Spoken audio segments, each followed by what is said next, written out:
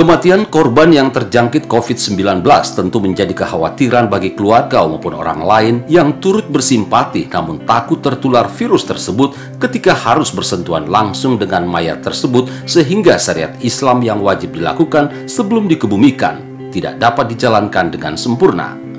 Menurut Wakil Ketua Bidang Fatwa MUI Sulawesi Selatan, Dr. Kiai Haji Muammar Bakri LCMA, yang juga selaku Imam Besar Masjid Al-Markas Al-Islami Jenderal M. Yusuf menjelaskan, seorang Muslim yang meninggal akibat tertular COVID-19 atau virus corona tidak wajib dimandikan agar tidak membawa kemudaratan bagi yang masih hidup. Namun syariat lain yakni mengkafani, mensalatkan, dan memakamkan wajib dilakukan.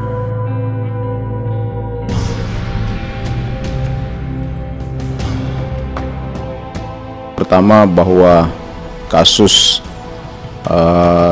tajahiz al-mayit itu yang ada kaitannya dengan penyakit virus COVID-19 ini memang menjadi sesuatu yang darurah syara'iyah. Artinya kalau kematian seseorang secara normal, ya tentu semua tajahiz, semua tata cara yang berkaitan dengan proses mulai dari memandikan, kemudian mengkafani, mensolati, dan menguburkan itu wajib dilakukan secara normal, dan itu hukumnya fardu kifayah. Tapi ketika ada kasus tertentu seperti ini, itu dianggap sebagai darurah syara'iyah, rukhsah atau keringanan-keringanan yang boleh kita lakukan untuk tidak melakukan azimah sesuai dengan dalam keadaan normal, itu kita bisa lakukan.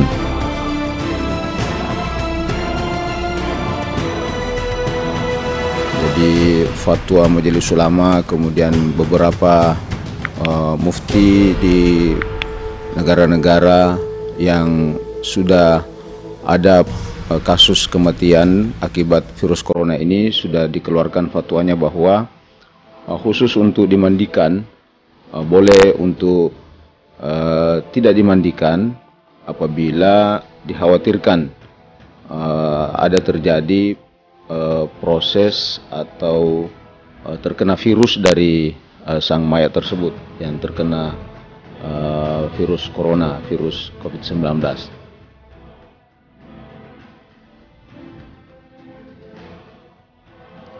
Namun demikian, ganti dari mandi itu ulama menganjurkan kalau masih bisa dilakukan dengan cara tayamum, itu sebaiknya.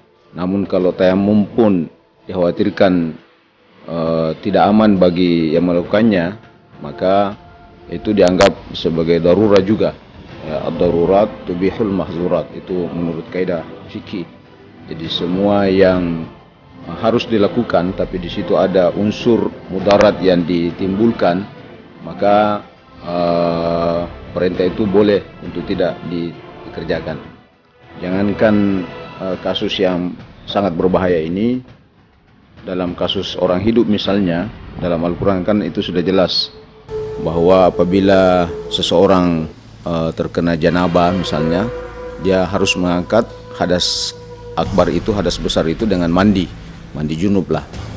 Tapi ketika yang bersangkutan itu sakit, mengkhawatirkan pada dirinya bisa semakin memperparah sakitnya jika ia mandi, maka mandi itu bisa diganti dengan tayamum.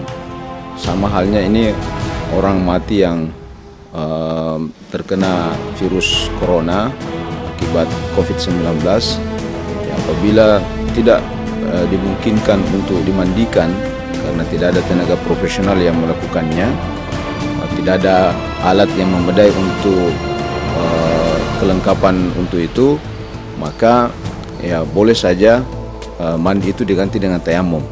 Jadi bisa analogi hukumnya seperti itu, bahwa mandi junub tadi diganti dengan tayamum sama dengan mandi wajib yang harus dilakukan kepada orang mati itu, maka ya boleh saja diganti dengan tayamum apabila masih memungkinkan. Tapi jika itu tidak memungkinkan, maka boleh saja dua-duanya tidak dilakukan, tapi tetap harus pertama mengkafani, kemudian yang kedua mensolati. Jadi itu kewajiban, dan yang terakhir adalah menguburkan. Ya, jika dia muslim, semua proses ini harus dilakukan kecuali tadi yang bisa bersentuhan langsung kepada sang mayat, yang apabila dikhawatirkan bisa terjangkit virus.